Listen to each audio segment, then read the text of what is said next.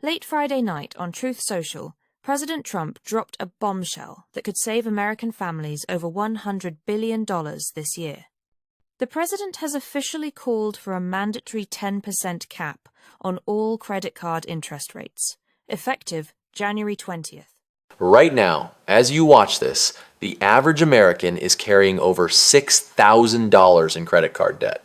And for most of us, that debt isn't just sitting there. It's growing at an eye-watering 22, 25, or even 30% interest. But on January 10th, everything changed. President Trump just sent a shockwave through the banking industry by calling for a 10% interest rate cap to take effect on January 20th. The search data is exploding. In places like Austin, Texas, searches for credit card interest have spiked by over 300%. Why? Because people are desperate for relief. If this cap actually happens, it would be the biggest transfer of wealth from banks back to the people in U.S. history to the tune of $100 billion a year. But there is a massive catch. The banks are already panicking, and they're threatening to cancel millions of accounts if this goes through. Today, we're looking at the math, the January 20th deadline, and exactly what you need to do with your credit cards right now to make sure you don't get left behind. So let's look at the facts. President Trump announced a proposal for a one-year temporary cap on all credit card interest rates at 10%. He's timing this for the 20th of January 2026, the one-year anniversary of his return to office. His argument is simple. The American public is being ripped off by rates that have festered at 20% to 30%. Now, if you've been following the news, you know this isn't just a one-sided political move. There's actually a rare bipartisan push here. Senators Bernie Sanders and Josh Hawley have been shouting about a 10% cap since early 2025. It's one of the few things where the far left and the populist right actually agree. But why is this trending specifically in cities like Austin? Well, Austin is a tech hub that has seen a massive surge in the cost of living. When rent goes up and tech layoffs hit, people lean on credit cards to bridge the gap. For a city like Austin, a 10% cap isn't just a political talking point, it's a survival mechanism. Let's do some quick napkin math so you can see why the banks are terrified. Let's say you have a $5,000 balance.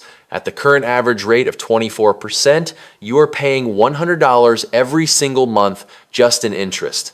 That money is gone. It doesn't touch your balance, it just goes to the bank's profit margin. Now, drop that to 10%, suddenly your monthly interest charge is only $41. You just saved $60 a month without changing a single thing. Over a year, that's over $700 back in your pocket. If you scale that up to the national level, Americans would save $100 billion in a single year. That's money that stays in local economies, pays for groceries, or finally pays off the principal of the debt. But as the saying goes, there's no such thing as a free lunch, and the banks are about to send us the bill. Immediately after the announcement, the American Bankers Association and 4 other major groups issued a joint statement. Their word for this plan? Devastating. Here is their argument. Interest rates aren't high just because banks are greedy, though that's part of it. They argue that the high rates cover the risk of people not paying them back. If the government mandates a 10% cap, the banks are threatening to do 3 things. The great cancellation.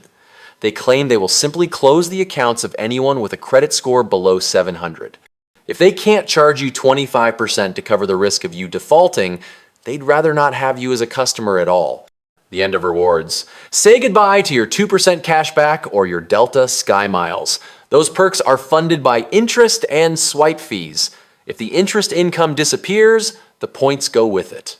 The loan shark effect. Banks argue that if they stop lending, people will be forced to go to less regulated, more costly alternatives. Think payday loans or worse. This is the question everyone is searching for. Is this legal? As of today, the president hasn't signed an executive order yet. Most legal experts say a permanent cap would require congressional approval, specifically the Sanders-Hawley 10% Credit Card Interest Rate Cap Act. However, don't underestimate the bully pulpit. Trump is signaling that he will use the Department of Justice, or the CFPB, to investigate predatory practices if banks don't comply by the 20th. Even the threat of this legislation is already causing banks to rethink their upcoming rate hikes.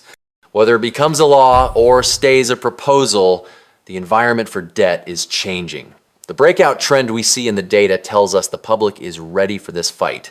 People are tired of 30% APR while the banks report record profits. So, what do you do while we wait for January 20th? Call your bank. Use this news as leverage. Call your card issuer and say, "I see the administration is pushing for a 10% cap. I've been a loyal customer. Can you lower my rate today?" You'd be surprised how often they say yes just to keep you from switching. Watch your credit limits. If you have a high balance and a lower credit score, the banks might try to lower your limit in anticipation of this cap. Keep your utilization low to protect yourself. Don't stop paying. Some people think a cap means they don't have to pay. That is a recipe for a ruined credit score. Keep paying, but stay informed. The bottom line, we are 7 days away from the January 20th deadline. This could be the biggest win for the American consumer in decades, or it could be the start of a massive credit crunch. I'll be live on January 20th to track exactly which banks lower their rates and which ones start closing accounts. Hit the subscribe button and turn on notifications so you don't miss that update. And I want to hear from you.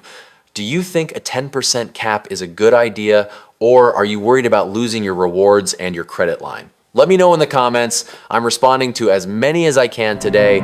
This is Nova Invest, and I'll see you in the next one.